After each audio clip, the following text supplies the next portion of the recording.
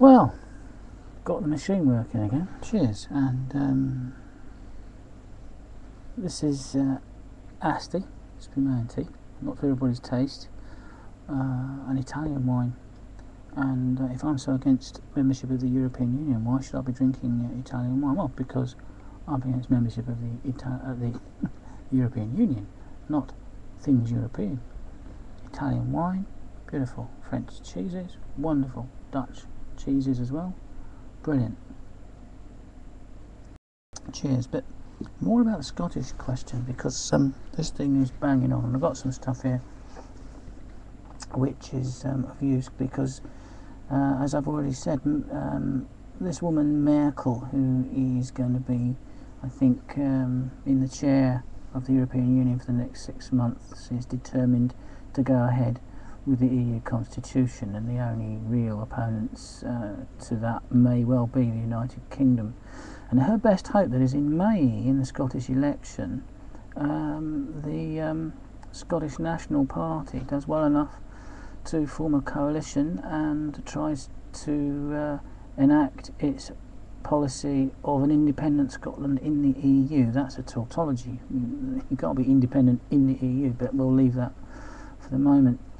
Now, a magazine called The Business says that the pound could start to waver if Scotland got independence, so that's something that the Scots will enjoy, of course. But on the minus side, an independent Scotland would have to negotiate terms of entry as a new member state, so they would have to adopt the euro.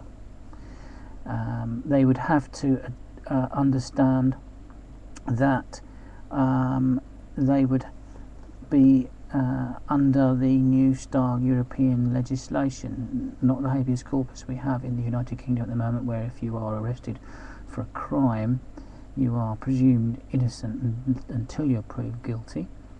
On the continent, it works the other way around. You're presumed guilty unless you can prove yourself innocent, and that has actually been a very important cornerstone of the British justice system. Very different from what goes on the continent. Scots would have to adopt that.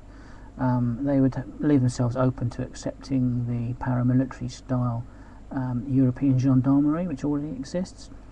And you also need to understand in Scotland that you get about £11 billion of annual subsidies from the English coffers, or from the United Kingdom's coffers. You'd lose that. You wouldn't have that.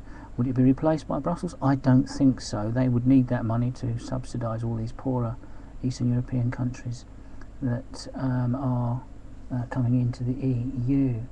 So there's a lot of things to understand before you really go for the independence thing in Scotland. It's not going to be the easy ride that you think it will.